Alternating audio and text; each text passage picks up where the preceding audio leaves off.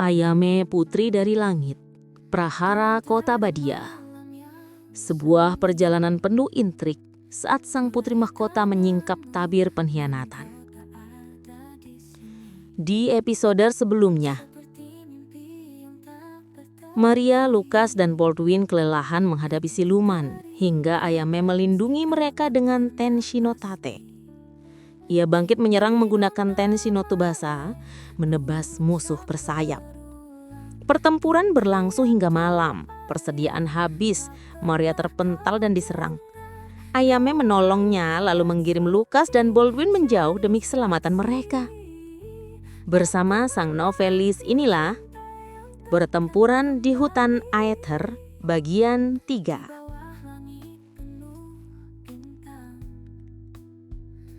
Ayame segera memapah Maria yang sedang terluka parah sambil berlari ke dalam hutan. Napasnya berat, keringat mengalir di pelipisnya. Namun ia tak berhenti. Setiap langkah terasa semakin berat, tetapi ia tetap menggenggam erat tubuh sahabatnya yang mulai melemah. Di belakang mereka, suara geraman siluman masih terdengar, menandakan mereka belum sepenuhnya lolos dari bahaya. Sesekali, Ayame harus menebas siluman yang muncul dari bayang-bayang pepohonan, menggunakan sisa tenaganya untuk mengayunkan pedang. Darah mengalir dari luka-luka kecil di tubuhnya, namun ia tidak peduli. Yang terpenting saat ini adalah menemukan tempat berlindung sebelum kekuatannya benar-benar habis. Di tengah keputusasaan, matanya menangkap kilauan cahaya samar di kejauhan. Dengan sisa tenaga yang ada, ia menyeret langkahnya ke arah sumber cahaya itu. Semakin dekat, Ayame menyadari bahwa cahaya tersebut berasal dari dalam sebuah goa. Dindingnya bersinar lembut, memberikan kesan hangat dan perlindungan. Tanpa ragu, ia segera masuk, berharap tempat ini cukup aman untuk bersembunyi dan merawat Maria yang semakin melemah dalam dekapannya. Di luar, para siluman yang melihat Ayame memasuki goa itu segera mengejar, mengeluarkan geraman buah saat mereka melompat ke arahnya. Namun begitu mereka mendekati bibir goa, kekuatan tak terlihat seketika menghantam mereka.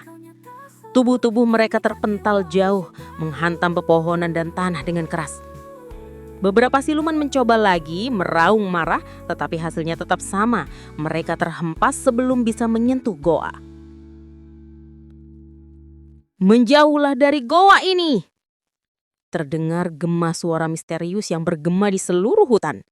Bergema dengan kekuatan yang tak terlihat.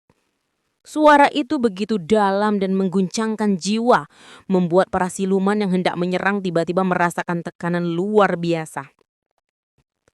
Tubuh mereka bergetar hebat, bulu-bulu di tubuh mereka berdiri, sementara rasa takut yang tak dapat dijelaskan merayap ke dalam hati mereka.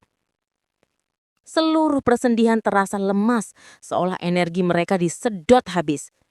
Beberapa siluman langsung jatuh berlutut sementara yang lain gemetar ketakutan. Tatapan mereka dipenuhi panikan. Naluri bertahan hidup mereka berteriak untuk segera pergi dari tempat itu.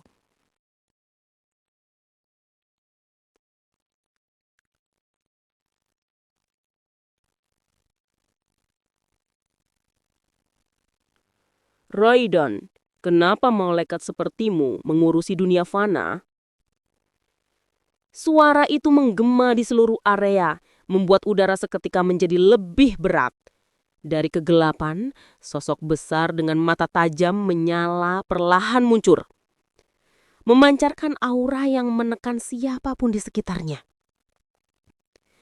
"Ramilez, kalau kau tidak ingin binasa, lebih baik bawa pasukanmu menjauh dari goa ini." Jawab suara itu kini diketahui sebagai milik malaikat bernama Raiden. Dalam sekejap, dua sosok itu muncul bersamaan di tengah-tengah area yang kini dipenuhi tekanan energi yang luar biasa. Aura mereka bertabrakan menciptakan gelombang energi dahsyat yang langsung menghancurkan tanah di sekitar mereka. Pepohonan di sekitar bergoyang hebat, beberapa tercabut dari akarnya akibat kekuatan yang dilepaskan. Batu-batu berterbangan, udara bergetar, dan suasana di sekitar mereka berubah menjadi medan yang kacau.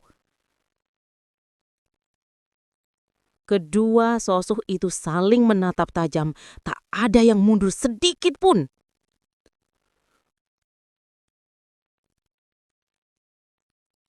Untuk apa?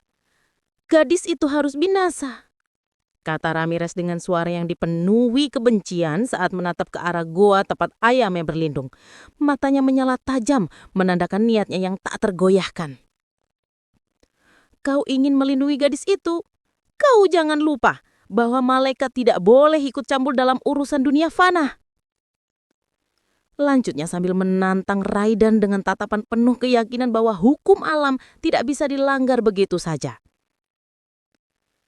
Raiden tetap diam sejenak lalu menatap Ramirez dengan tajam. Kau tahu apa? Ucapnya dengan suara rendah namun mengandung ancaman kuat. Dengan gerakan tenang ia mengeluarkan sebuah benda. Begitu melihat benda itu wajah Ramirez langsung berubah. Matanya melebar, ekspresi sombongnya hilang digantikan ketakutan yang jarang dilihat dari seorang siluman sekuat dirinya. Tanpa bersikir dua kali, ia segera berbalik dan melompat jauh dengan kecepatan luar biasa meninggalkan pasukannya. Bagaimana perjalanan sang putri mahkota? Penasaran?